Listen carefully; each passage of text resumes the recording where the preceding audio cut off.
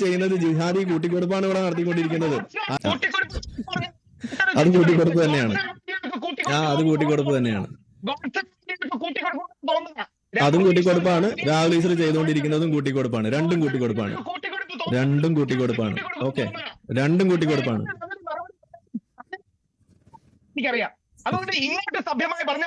രണ്ടും കൂട്ടിക്കൊടുപ്പാണ്. രാഹുൽ ചെയ്യുന്നതും കൂട്ടിക്കൊടുപ്പാണ്, ഗോഡ്സെ ചെയ്തതും കൂട്ടിക്കൊടുപ്പാണ്. ഒരു സംശയമല്ല. ഓക്കെ, ഒന്ന് ഹിന്ദുത്വ കൂട്ടിക്കൊടുപ്പാണെങ്കിൽ ഇവിടെ രാഹുൽ ഈശ്വർ ചെയ്തുകൊണ്ടിരിക്കുന്നത് ജിഹാദി കൂട്ടിക്കൊടുപ്പാണ്. അത്ര വ്യത്യാസമുള്ളൂ. ഓക്കെ, ജിഹാദി കൂട്ടിക്കൊടുപ്പാണ് രാഹുൽ ഈശ്വർ ചെയ്തുകൊണ്ടിരിക്കുന്നത്.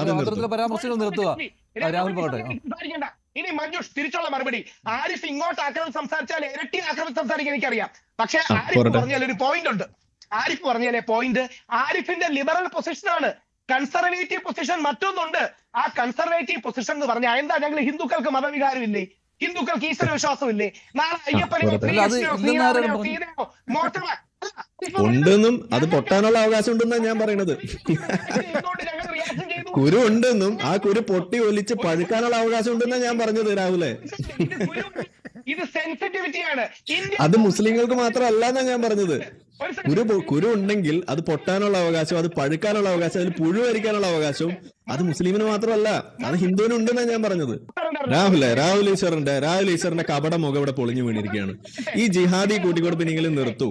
ഓക്കെ, വിഷയത്തിന്റെ അടിസ്ഥാനത്തിൽ, അതിന്റെ ക്ലാരിറ്റിയുടെ അടിസ്ഥാനത്തിൽ കാര്യങ്ങൾ പറയാനെങ്കിലും ശ്രമിക്കുക. ഈ ആരെയും സുഖിപ്പിക്കാൻ വേണ്ടിയിട്ട് കാര്യം പറയുന്നത് നിർത്തുക. അതാ വേണ്ടത്. ഓക്കെ,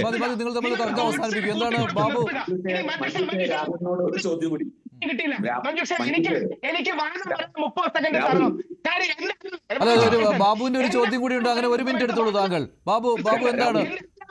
എന്നിട്ട് രാഹുലിനെ തടസ്സപ്പെടുത്തരുത് ആരും. ബാബു,